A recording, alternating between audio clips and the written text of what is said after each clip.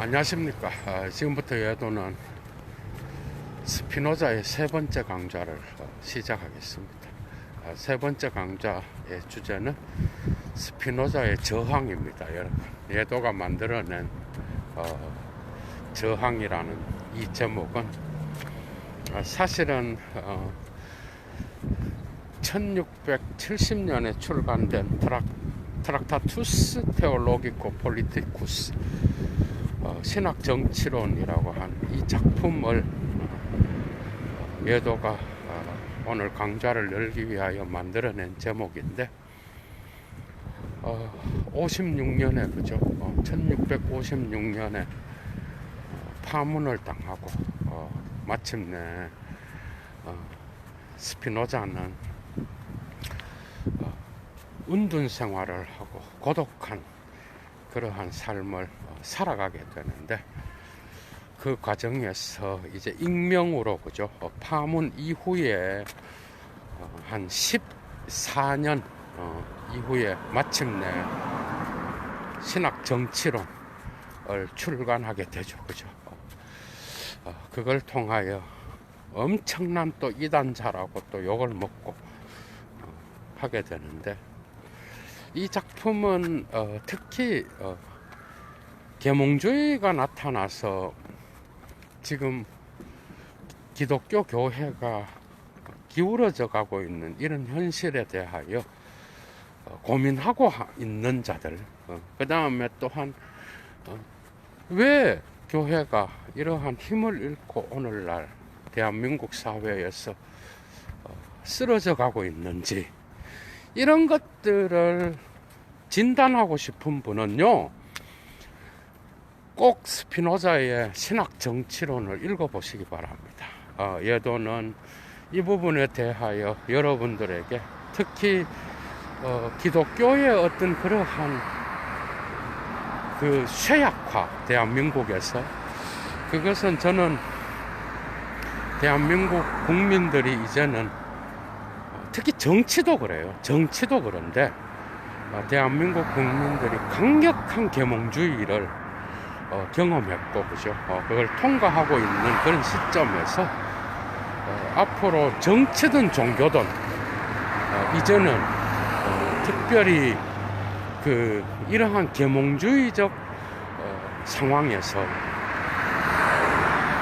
시대에 뒤떨어진 그런 사유라든지 시대에 뒤떨어진 종교관, 시대에 뒤떨어진 정치관을 갖고는 이제는 어느 누구도 살아남을 수 없다라고 하는 거죠. 그 교훈이 숨어 있는데, 거기에는 스피노자의 저항이라는 제목으로 예도가 강좌를 여는 신학 정치론에 들어 있습니다, 여러분.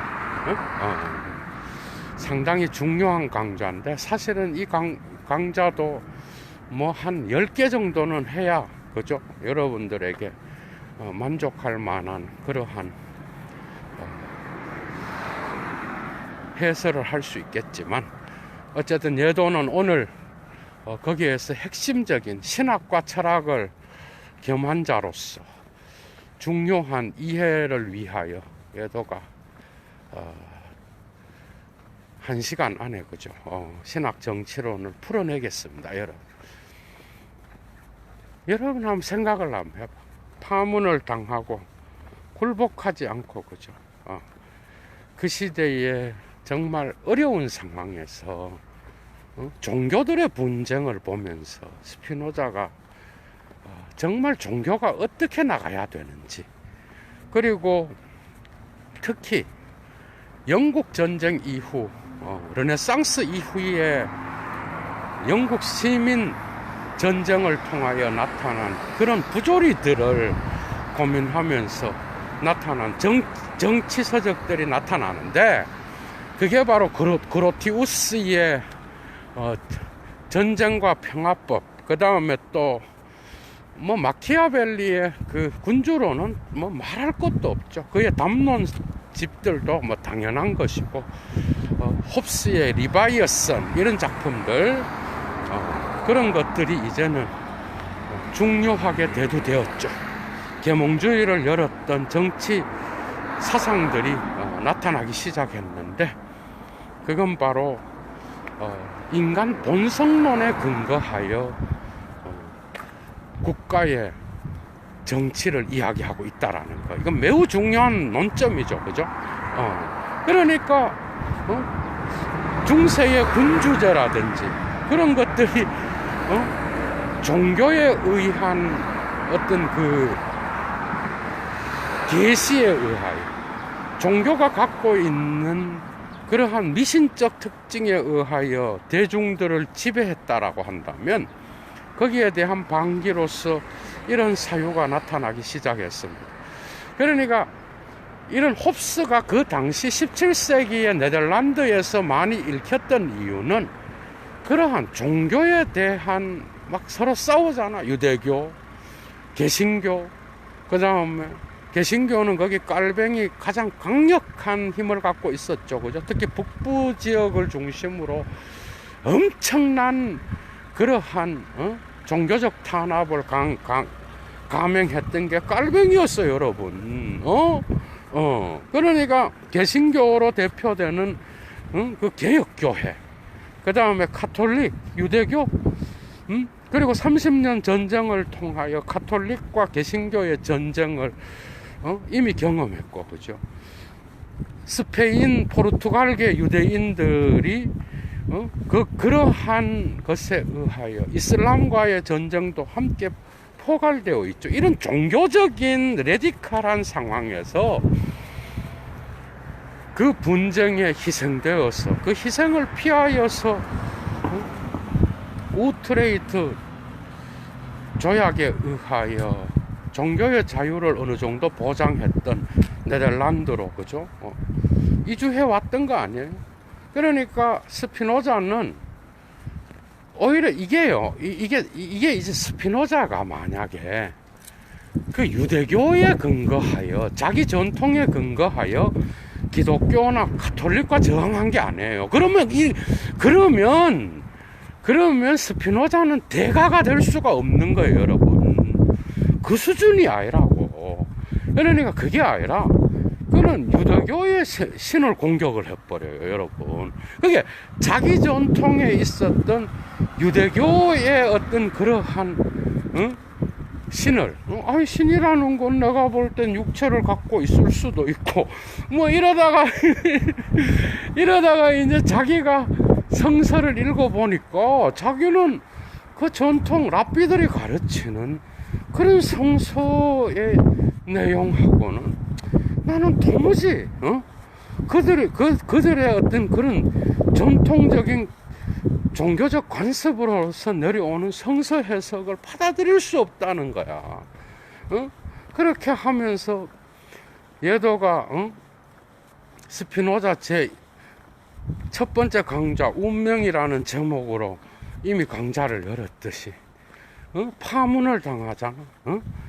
잠에서 깨거나 어디를 가거나 너는 저주를 받을 것이다, 여러분. 이 24살 때 받은 그 엄청난 저주 문서의 충격을 통하여, 그죠? 그는 유대교로부터 파문을 당했지만 카톨릭과 개신교로부터도 파문을 당한 거나 다름이 없었다라는 거야. 그러니까 그 시대에 30년 전쟁이 끝나고, 그죠? 48년도에 끝나잖아. 그러면서 그 시대에 종교의 위치가 어때야 되는지, 이런 것들을 이제는 자연의 빛에 근거하여 설명하기 시작했다라는 거. 이게 매우 중요한 거예요. 그런데 여기에서 여러분, 라틴어로 계몽이 뭐야? 일루미나티오야. 여러분들이 거기에서 파생된 영어 단어를 너무 잘 알고 있잖아. 일루미네이션, 조명이란 뜻이죠. 이건 뭐야? 계몽이라는 건 뭐야? 이성의 빛이라는 거예요, 여러분. 이성의 빛은 또 나투라, 자연과 연결되어 있다고 봤어. 그러니까 자연법과 이성의 빛을 동일한 것으로 봤고, 이러한 종교적인 교리들은 오히려 이성의 빛에 반대되는 입장에서 서 있다라고 본 거야. 그러니까 깔뱅의 그 엄청난 교리 있잖아요. 선택론. 이미 영원전부터 신은 너를 저주받을 자로 선택했고, 또 다른 사람을 축복을 받을 자로 선택했다라고 하는 거. 그것을 믿는 자는 타자를 억압할 수밖에 없겠죠, 여러분. 그죠? 근데 읽어보니까 이런 공포심을 조장하는 그런 종교가 나중에 보니까, 수페르스티치오라고 라틴어로, 여러분 슈퍼스티션 알죠? 미신에 근거하고 있다라는 것을 발견하게 됩니다. 그러니까 종교는 이성의 빛에 의하여 검증되어야 되는 이유가, 종교의 지도자라고 하는 자들이 그들의 종교의 덕목인 렐리기오 카톨리카, 이게 뭐예요? 보편 종교야. 그러니까 보편 종교의 보편적 법칙에 해당하는 관용과 톨레란티아와, 다 라틴어로 이야기합니다, 여러분. 왜냐하면 라틴어가 원문이니까. 관용과, 그 다음 또 사랑, 아모르, 또 신에 대한 사랑과 이웃 사랑이, 예수도 뭐라 그래? 그게 주제라 그러잖아, 그죠? 그러니까 종교의 본질은 사랑과 관용과 자유야, 리베르타템이에요. 이런 건데, 어떻게 하여 저 종교 지도자들에게서 나타나는 저런 질투와 분쟁과 타자를 살해하려고 하는 저런 광기들은 도대체 어디서 나오는 것일까? 이것을 고민했다라는 거예요. 여러분들, 우리도 오늘날도 발견할 수 있어요. 그러니까 이상한 종교는요, 타자를 악으로 이건 니체도 이야기하잖아. 타자를 악으로 만들면서 자기의 정당성을 주장하는 거예요. 이게 바로 미신이야. 미신이라는 건 뭐냐? 이성의 빛에 근거한 자연법, 자연에 근거한 인간 본성에 근거한 어떤 그러한 이성의 빛으로부터 나온 그런 것이 아니라 미신에 근거한 거라. 그래서 저 중세라든지 근대에 들어와서도 르네상스 이후에도 전쟁을 계속해대는 그 유럽 사회를 보고, 그죠? 많은 그 시대의 지성인들이 얼마나 많은 종교에 대한 생각을 했겠느냐고. 그래서 이 종교를 이제는 올바르게 자리매김해야 되는데, 거기에 대한 종교의 제도와 정치가 국가 안에서 어떤 방식으로 작동되어야 인간의 진정한 자유와 인간의 자유를 검증하는 이성의 빛에 의하여 인간이 자유롭고 행복한 삶을 유지할 수 있는지, 이걸 고민한 게 바로 신학 정치론이에요. 그러니까 이것은 깔뱅과 그 다음에 또 홉스에 대한 어떤 자기 나름의 인간 본성론에 근거하여 정치를 확립했던 홉스는 종교를 배제시켰거든요. 그런데 거기에 대한, 그죠?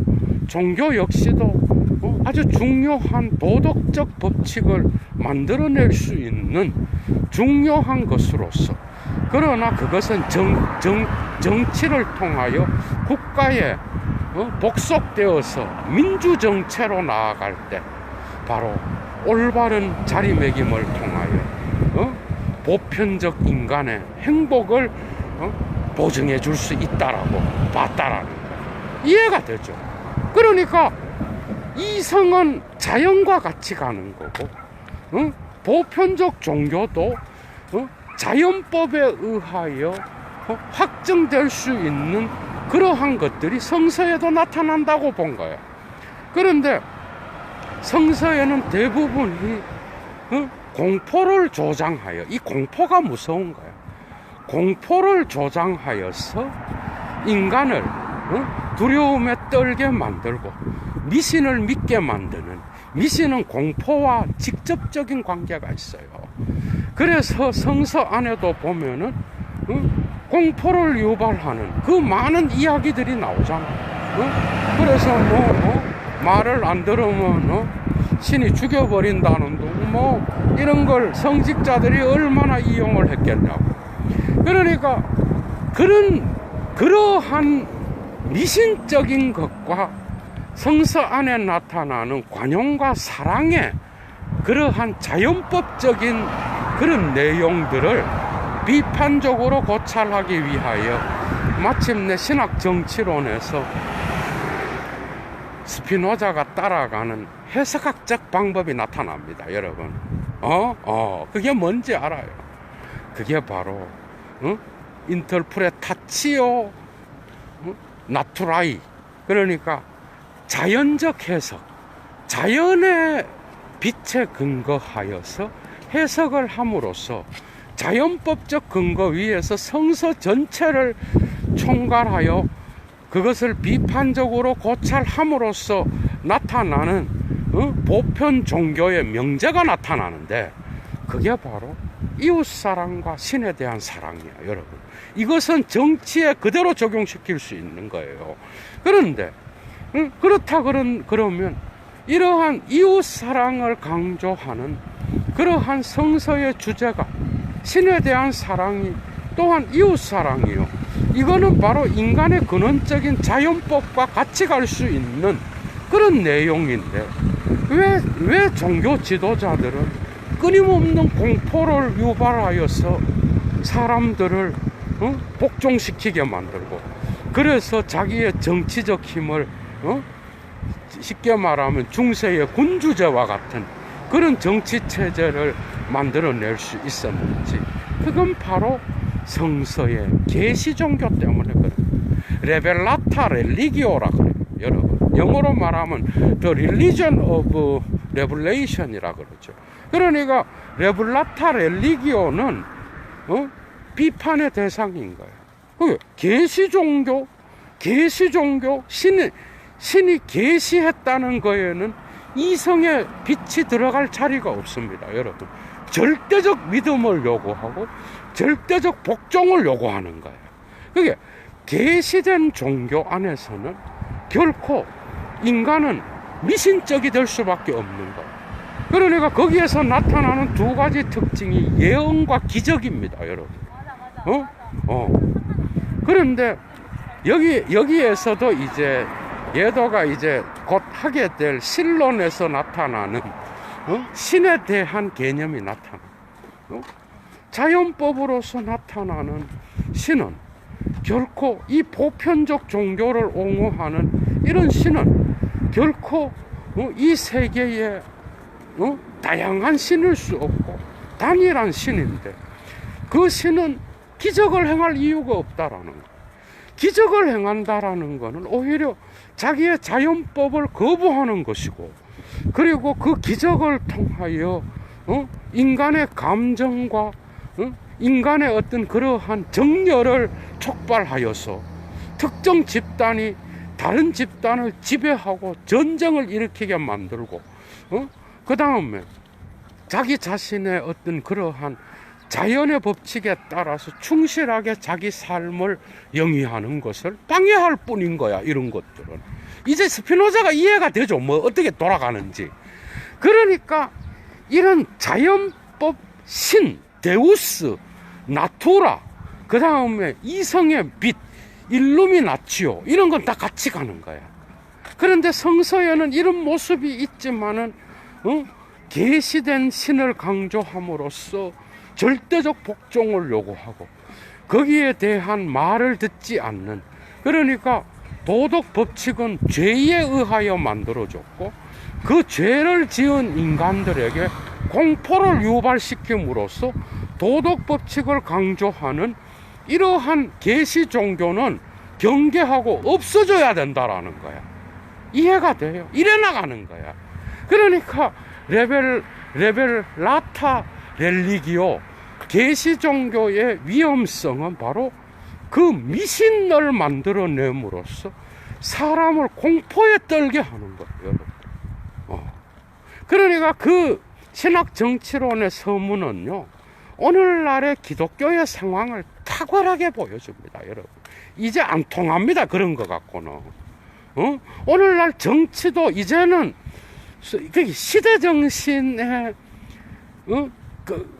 기독교, 개신교 그것도 우파하고 붙어갖고 정치도 시대 정신에 뒤떨어지면 국민들이 망하게 돼 있어. 국민들이 안 뽑아주거든요. 국민의 의식은 앞서가는데 종교와 정치는 저 밑에 있는 거야. 그러면 지네들이 생각을 바꿔서 전략을 다시 짜야 되는 거예요.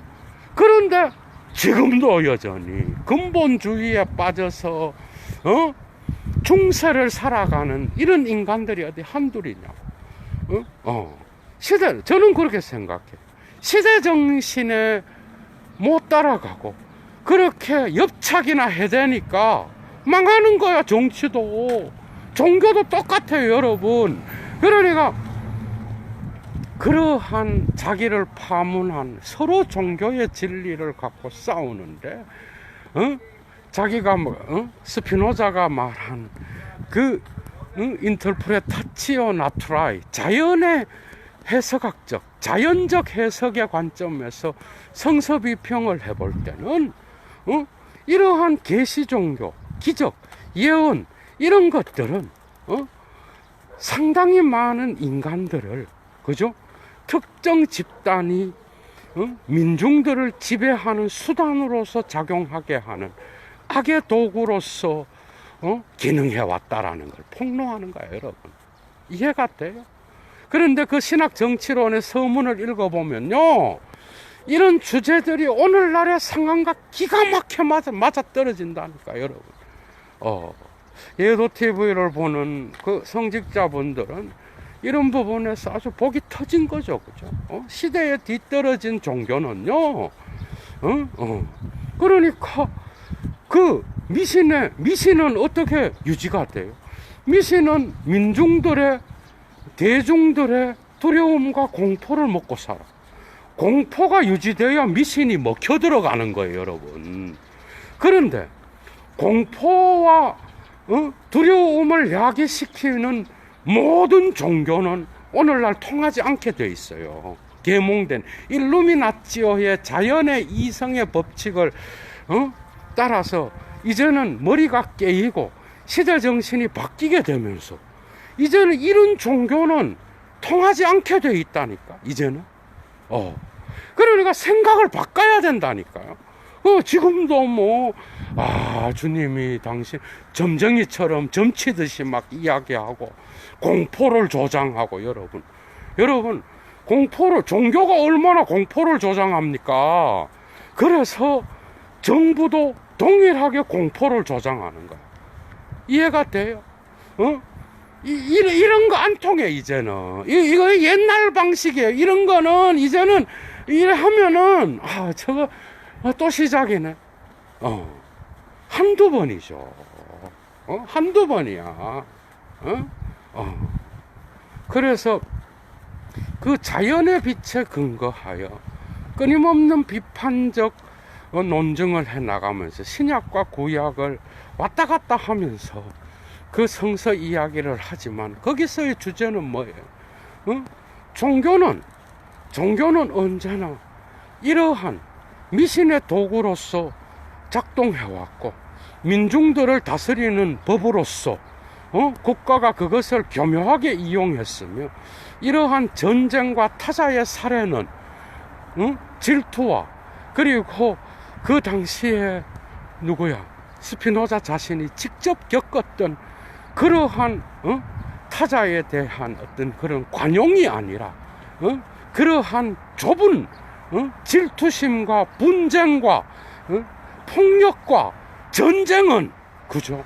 전부 다가 이러한 종교의 계시적 특성에 의해서 나타난다라고 하는 거, 이걸 까발리는 거예요, 여러분. 그래서 종교는 그런 것이 아니에요. 그래서 그 자연적 해석을 통하여 계속해서 추론해 나가다가 보편적 종교의 명제가 도출되는데, 그게 바로 신에 대한 사랑과 인간에 대한 사랑입니다, 여러분. 그리고 관용과 사랑은 아모르는 뭐죠? 톨레란치아를 포함하고 있어요. 톨레란치아는 뭐예요? 관용이야. 영어의 타러런스. 그러니까 그 관용을 품지 못하고 오히려 성서의 진리와는 정반대되는 길로 그 종교 해석자들과 종교 지도자들이 간 이유는 다른 게 아니라 바로 그것은 민중들을 지배하는, 그래서 종교라는, 렐리기오라는 탈을 쓰고 나타나서 숭고한 가치를 가진 것처럼 이리의 탈을 쓰고 나타났다라는 거예요. 다른 말로 하면, 쉬운 말로 하면. 그래서 그 종교라는 말로서 가면을 쓰고 민중들에게 공포를 심어줘서 기적과 예언을 이야기하면서 그래서 계시 종교가 이제는 그 중세에 특히 국가에 의하여 이용되면서 사람들을 얼마나 많이 억압하고 지배하고 통치했느냐 말이에요. 이 새로운 시대에 근대에 들어서도 지금도 통용되고 있는 이 종교의 무시막지한 이 두려움과 공포정책, 수페르타치오를 야기하는 그 미신을 끊임없이 야기해서 사람들을 갈라놓고 분쟁하고 그 다음에 타자를 살해하는 도구로 이용되는 이 종교는 이제는 막을 내려야 된다. 이런 종교가 사라지게 된 계기를 극찬하는 게 바로 시민 사회계약이야, 여러분. 그런데 홉스는 사회계약을 뭐죠? 사회계약과 자연법을 나눈다고. 그런데 스피노자의 다른 점은 자연법과 사회계약 안에 이 자연법이 그대로 녹아들어 있어. 그게 스피노자는 그러니까 그의 실론을 보면 이게 다 나와요. 자연과 신은 동일한 거야, 여러분. 자연은 다른 말로 인간의 본성이에요. 그러니까 홉스가 인간의 본성론에 근거하여 특정 종교의 교리에 근거하여 정치적인 어떤 그러한 제도를 이야기한 게 아니야. 이해가 돼요? 그 정치적이고 사회적인 것은 바로 인간의 본성에 근거하여 그런 것들을 만들어내야 된다. 이 진일보한 거죠. 그죠? 이런 것들을 받아들여서 종교를 비판적으로 해석하기 시작합니다. 결국 이것은 뭐야? 종교가 국가 위에 있었을 때 소수의 지배자들에 의하여 민중이 그 노예가 됐던 그 상태는 정말 최악이었다라는 거예요. 이거는 안 되고 이제는 종교는 언제나 도덕적인 그러한 법칙, 그러나 그 법이 자연법에 일치되는 한에서 종교는 국가에 봉사해야 된다라고 봤던 거야. 이해가 되죠? 그래서 이미 종교와 국가의 분리를 이야기하지만 그 종교의 기능은 국가의 유익한 도덕 법칙을 만들어내는 한에서만 종교는 자기 자신의 기능을 제대로 할 수 있다라고 봤다라는 거예요. 그런 점에서 그는 끊임없이 이 성서에 나타나는 다양한 내용들을 비판적으로 고찰하는 거예요. 그러니까 신은 자연이고 자연은 인간의 본성을 담고 있고 거기에는 이성의 빛에 의하여 종교는 끊임없는 뭐죠? 이성의 빛 앞에 비판받아야 되고 그러한 비판을 통하여 나타나는 종교의 보편적 종교 렐리기오 카톨리카라고 하는 이 개념은 바로 종교는 이러한 미신적인 것만이 아니라 성서 안에는 바로 인간에 대한 관용과 사랑과 자유를 줄 수 있는 그러한 자연법에 일치하는 도덕 법칙이 존재한다라는 거예요. 그러니까 도덕 법칙을 만들어내는 종교도 종교와 그러니까 홉스가 거부했던 그 종교도 국가의 밑에 자연법과 더불어서 국가에게 복종할 때에 국가의 어떤 그 귀속될 때에 그 인간의 보편적 자유와 인간의 진정한 인간성을 보장해 줄 수 있는 그러한 이성의 인간 이러한 것들을 만들어낼 수 있다라고 봤다라. 그러니까 스피노자는 종교 역시도 역할을 할 수 있다고 본 거야. 이게 홉스랑 다른 거예요. 그러나 그 종교는 완전한 스피노자의 이성의 빛 앞에 굴복해서 그 비판적 성서 비평을 받게 됨으로써 새로 태어나는 거예요. 이해가 돼요? 미신적인 것들, 예언적인 것, 미신을 만들어내는 종교, 예언과 기적과 이런 것들을 다 빼고 이런 것들은 인간을 분란을 만들어내고 민중들을 유혹하고 그 다음에 일자로서의 신에 대한 신의 자연 법칙을 따라가는 신의 그 보편적 속성을 그죠 거부하는 위배되는 그런 것이라는 거예요. 그래서 이런 것들은 이제 에티카에 나타나게 될 일부의 신론에서 그죠 신의 존재를 설명할 때에 존재론적 일원론으로서의 실체 개념에 의존하여 그죠 일치한다라고 볼 수 있어요. 그러니까 신학 정치론의 신론이 곳곳에 숨어들어 있다고 그 에티카에 나오는 그런 신론의 개념들이 그죠.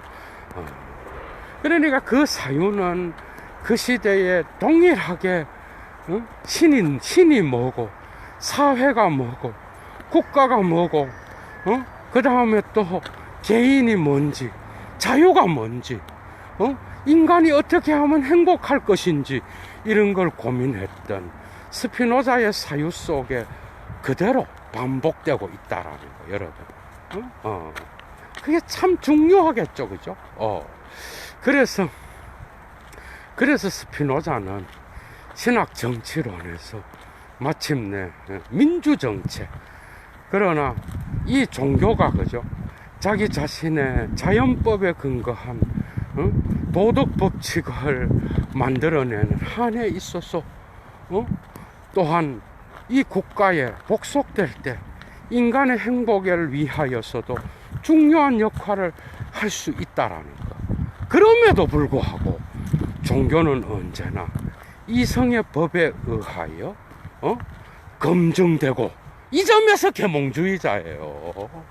이성의 빛에 그 자연의 빛에 일루미나치오에 대하여 검증되고 비판되고 그 다음에 올바른 종교로서 거듭날 때라야만 국가에 복속될 수 있고, 그 국가는 시민들의 안정과 평화와 그 다음에 또한 그 시민들의 자유를 보장함으로써 올바른 그러한 시민사회의 그죠 올바른 유형을 만들어갈 수 있다라고 스피노자는 봤다라는 거죠, 여러분.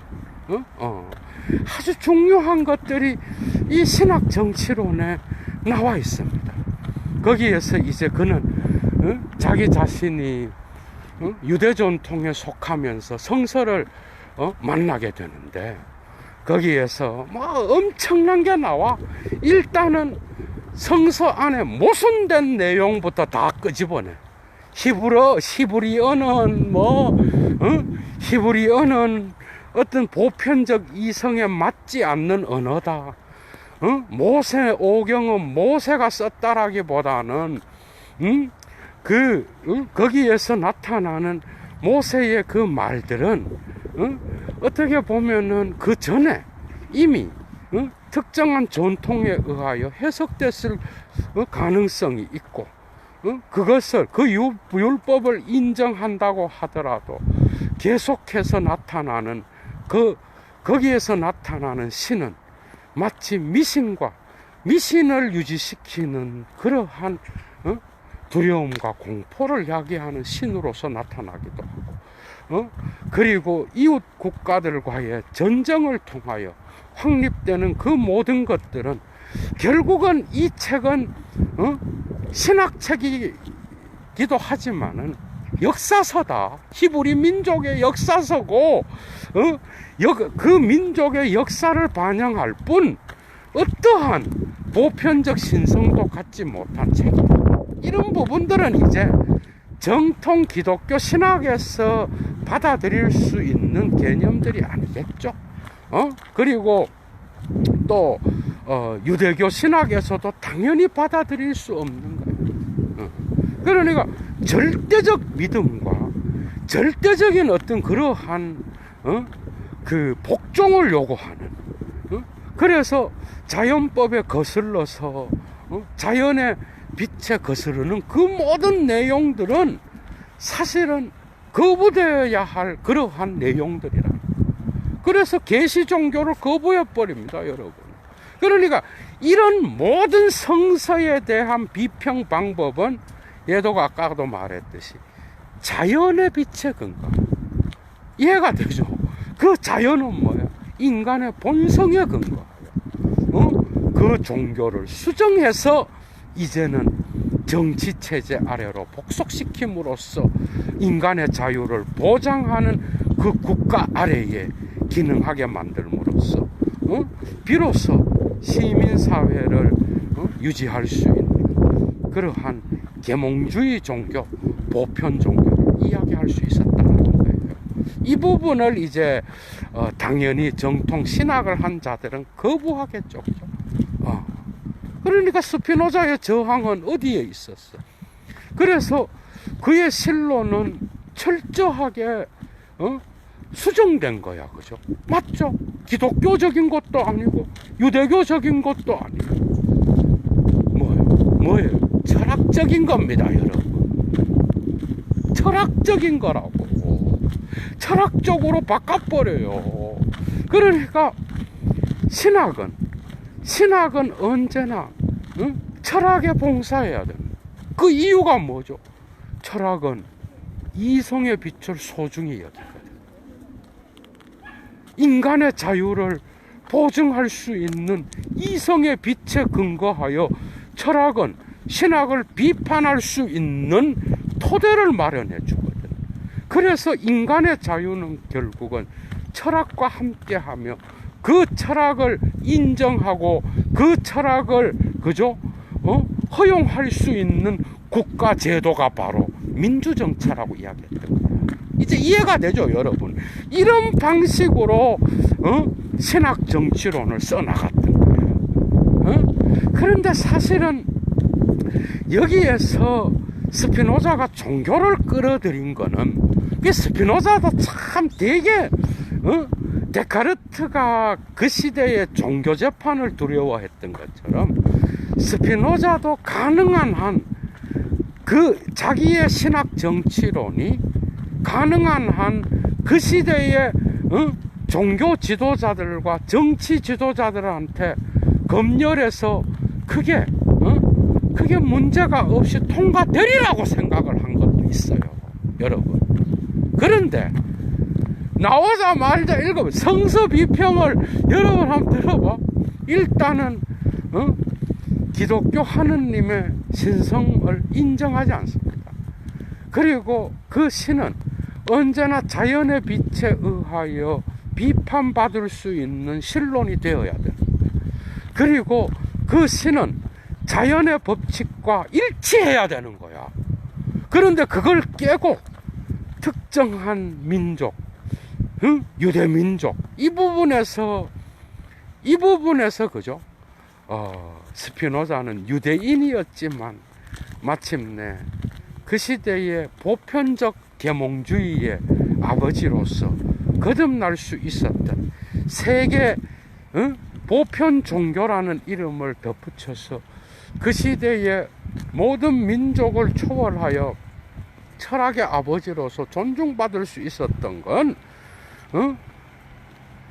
그 구약 성경을 한 민족의 특정 민족의 자기 정당화를 위한 역사서 정도로, 그러니까 비판적으로 볼 수 있었던 그 시각이 매우 중요했던 거예요. 이해가 되죠?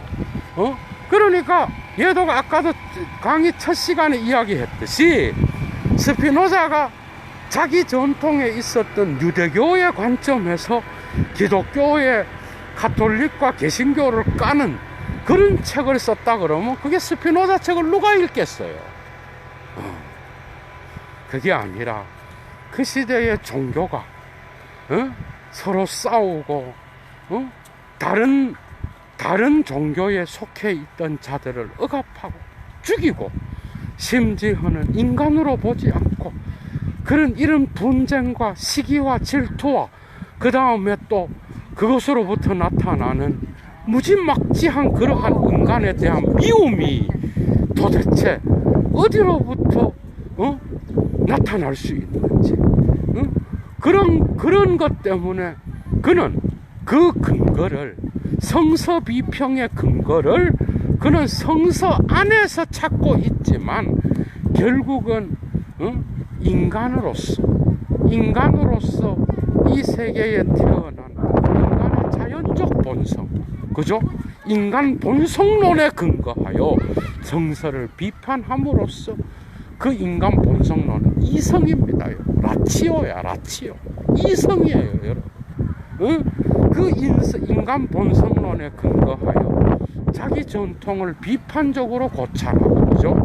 거기로부터 종교를 완전히 거부하지 않고 그 자연 본성론에 일치할 수 있는 부분들을 끄집어냈다라는 거. 그리고 그것은 그 계시 종교를 해체할 수 있는 도구로서 또 사용함으로써, 그죠? 자기 자신의 어떤 그러한 신론이 어떻게 하면은 그 시대에 계몽주의가 싹텄던 그 시대에 유럽인들을, 그죠? 설득할 수 있었는지 여러분들은 충분히 이해하고도 남을 겁니다, 여러분. 그러니까 뭐야? 성서 안에서 성서를 비판하고, 그죠? 그 성서를 비판하는 그 결론 부분을 가지고 이 보편적 사회에 올바르게 살아가야 될 그러한 정치 구조와 연결시켰다라는 거. 탁월한 통찰이라고 할 수 있습니다, 여러분. 그래서 이런 부분들, 그래서 종교가 나타나서 특정 집단을, 자기 이데올로기를, 종교를 소유하고 있는 자들, 사실 종교는 소유되지 않는데 종교를 소유해서 그걸 가지고 교인들과 그걸 따르는 자들을 이용하고, 이 어떻게 보면 이데올로기 비판이야. 이용하고, 그리고 왜 종교가 그렇게 관용을 베풀어야 될 그 사랑의 종교가 어떻게 하여서 그렇게 협소한 질투의 종교, 그리고 타인을 포용하기는커녕 타인을 배척하는 이데올로기로 변질되었는지. 물론 뭐 이데올로기라는 말은 쓰지를 않지만 이 점에서 스피노자는 그 시대에 수백 년을 앞질러 갔던 그러한 선구자로서 위대한 철학자로서 남을 수 있었던 거예요. 그러니까 기독교의 교리하고는 안 맞는다니까. 그의 실로는 맞지 않아요. 그러니까 여러분들 이런 걸 읽을 때에 기독교가 중세에 어떻게 했으며 근대의 30년 전쟁에서 타자들을 어떻게 관리했고 거기에 맞지 않는 다른 종교들을 어떻게 대했으며, 그죠?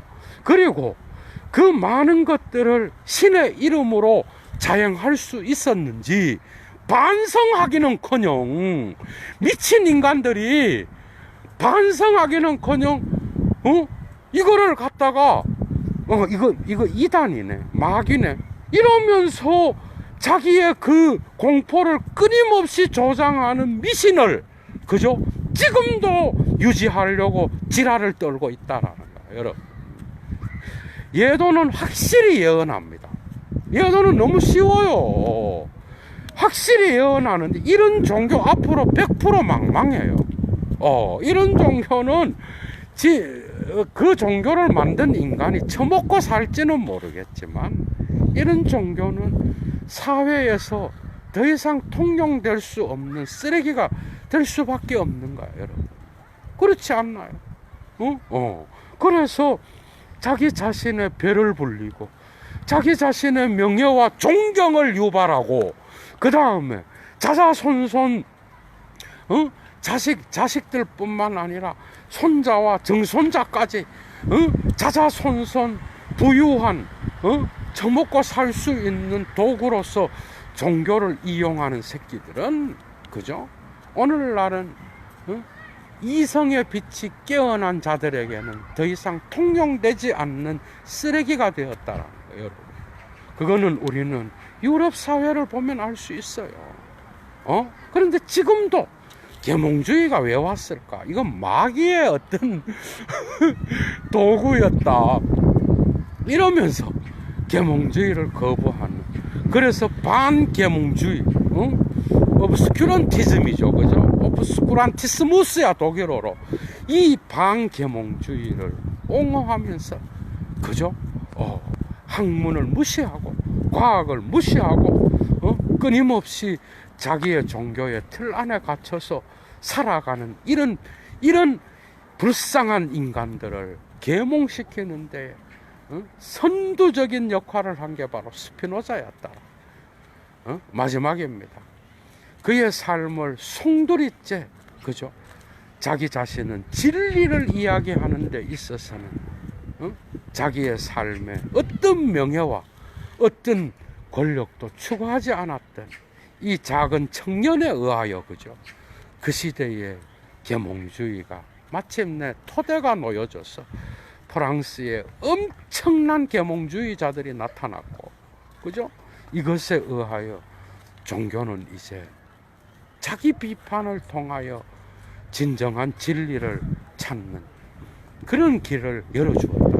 그러니까 계몽주의는요, 종교는 감사하면서 받아들이고 자기 종교 안에 있는 진리의 담론을 오히려 비판적으로 고찰하면서 자기 종교를 계몽시키고 자기 종교 안에 있는 썩어 빠진 그런 자기 자신을 비판하는 도구로 사용하면은 오히려 더 좋은 그런 계기가 되는데, 지금도 계몽주의가 와서 기독교가 망했다, 유럽의 교회는 죽었다, 이런 병신 지랄을 하면서 자기 자신의 체제를 유지하려고 하는 이런 못난 인간. 바깥에는 이미 혁명이 일어나서 시민들은 목사들 대가리 위에 있고 그리고 그 성직자들의 어떤 말도, 그죠? 이제는 소기의 경일기로 듣는 그런 이상한 시대가 왔는데 지 혼자 중세를 산다고 그게 통용될 것 같아요, 여러분. 어림도 없는 거지. 이 점에서 스피노자는 최초의 계몽주의적 성서비평을 탁월하게 수행한 자였고, 그죠? 그 성서비평은 인터프레타치오 나투라이, 자연의 해석으로서 자연의 빛에 근거하여, 그죠?